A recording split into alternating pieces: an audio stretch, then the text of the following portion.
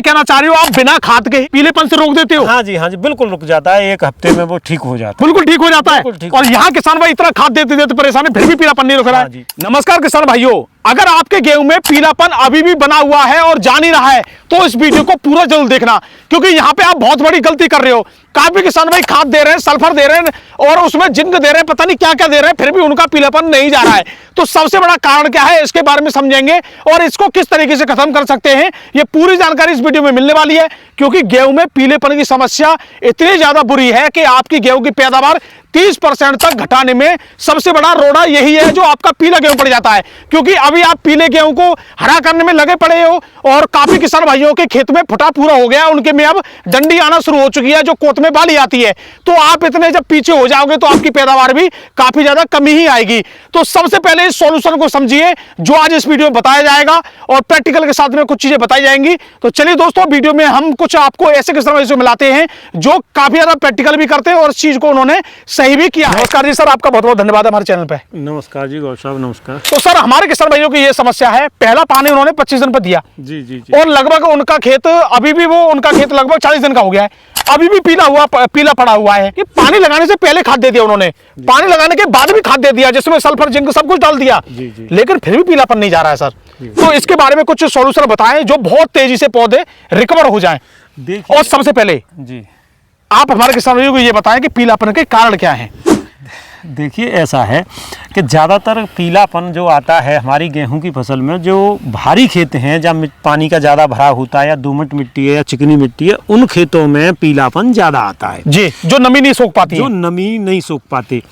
तो जो है उसके भी पीलापन भी कई तरह का होता है। एक तो कुछ खेतों में वो कुछ कम मात्रा में दिखता है जी, और कुछ खेतों में इतना भयंकर तरीके से आ जाता है कि उसमें कुछ लोग काफ़ी जो है खाद वगैरह और इस तरह की चीज़ें लगा लेते हैं, लेकिन वो फिर भी काला नहीं पड़ता है जी।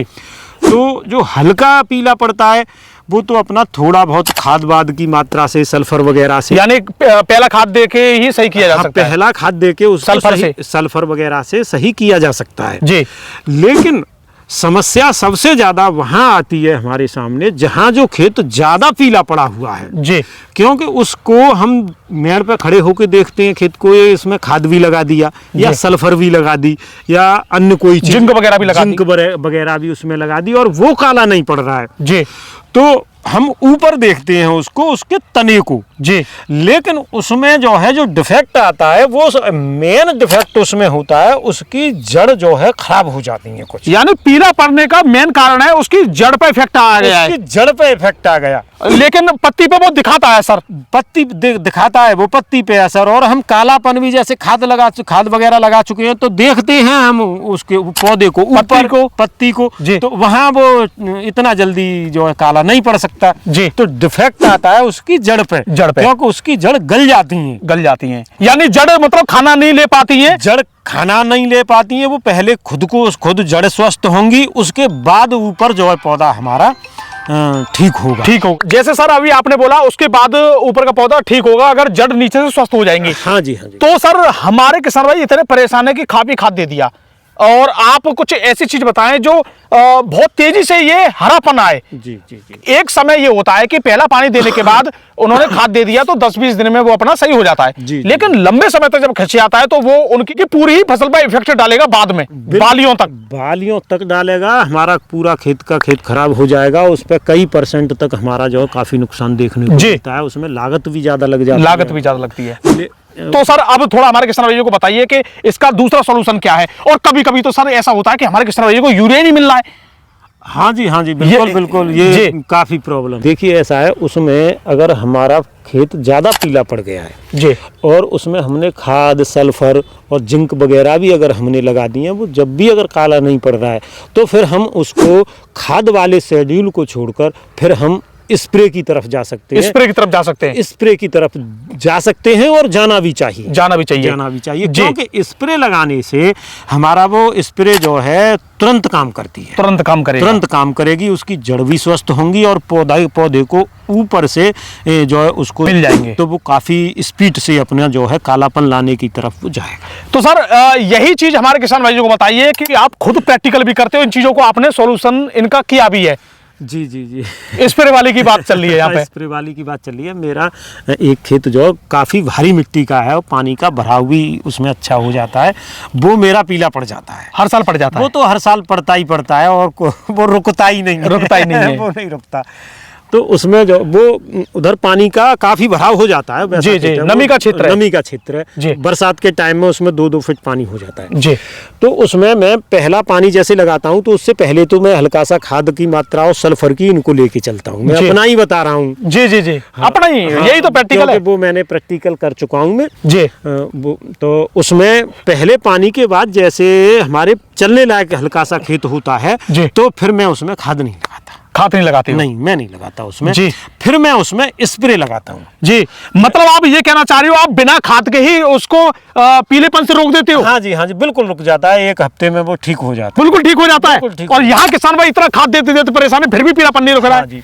मैं तो स्प्रे में क्या लगाती हो ऐसा? मैं उसमें लिक्विड वाली DAP लगाता हूँ जी, और ह्यूमिक एसिड लगाता हूँ लिक्विड वाला। यानी ये दोनों ही लिक्विड वाले आप स्प्रे कर देती हो? हाँ जी, हाँ। जैसे ही पहला पानी के बाद थोड़ा खेत 4-6 दिन में सहने लायक हो जाता है? 4-6 दिन में तो वो नहीं होता है जी। वो हफ्ते 10 दिन के भी बाद भी होता है। जैसे आधा इंची मेरे पैर जैसे जमीन में जा रहे होते हैं तो उस स्थिति में हम निकल जाते हैं। चल भी लेते हैं और पैर भी जाते हैं? हाँ, हल्के से पैर जाते हैं, लेकिन जैसे चलने लायक हो जाता है जी। थोड़ा परेशानी तो आती है उस स्थिति में, तो मैं उसका स्प्रे कर देता हूँ और करीब हफ्ते भर में वो एकदम हफ्ते 10 दिन में एकदम फिट हो जाता है। फिट हो जाता है। यानी जो ये तो आप ये मान लीजिए डेकाडोन का इंजेक्शन दे देते हो? हाँ जी, चाहे आप डेकाडोन का और इंजेक्शन ही समझिए।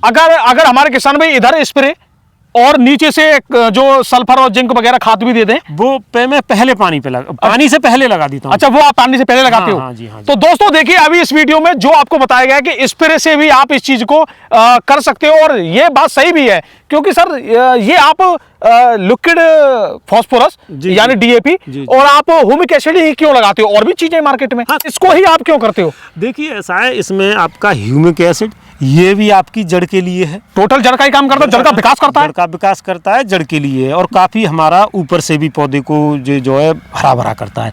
और उधर हमारी लिक्विड वाली DAP हो जाती है, वो भी जड़ का विकास करती है। वो भी जड़ का विकास करती है और ऊपर भी जो है हरा भरा हो जाता है, उसको मेन रूप से पौधे को फास्फोरस मिल जाता है। यानी जड़ मजबूत होते ही पौधा खाना उठाने लगता है। फिर उसके कुछ टाइम बाद हम जो लास्ट यूरिया देते हैं अपना जो भी है, फिर उसको भी लगा देते हैं। उसको भी भी जड़ जल्दी ले लेती है। उसको भी जड़ कुछ स्वस्थ हो जाती है, उसको भी जल्दी ले लेती है। तो फिर उसके बाद में उसमें हमें कुछ लगाने की आवश्यकता नहीं पड़ती। तो दोस्तों देख लीजिए, आप हमारे किसान भाई नए सॉल्यूशन और प्रैक्टिकल खुद करते रहते हैं। जब ज्यादा परेशानी जिस जगह आ जाती है तो वहां पे सॉल्यूशन भी निकल ही आता है। तो इसी तरीके से किसान भाइयों जो अभी हमने जानकारी ली है, जानकारी कैसी लगी कमेंट जरूर बताना। और भैया आपके जो भी सवाल हो नीचे कमेंट में जरूर बताते रहना। आप लोगों के लिए इतनी बहुत ज्यादा मेहनत करके वीडियो हम लाते रहते हैं, तो हमारा वीडियो भी दोस्तों शेयर कर दिया करो, जो और किसानों तक ये हेल्प पहुंचती रहे।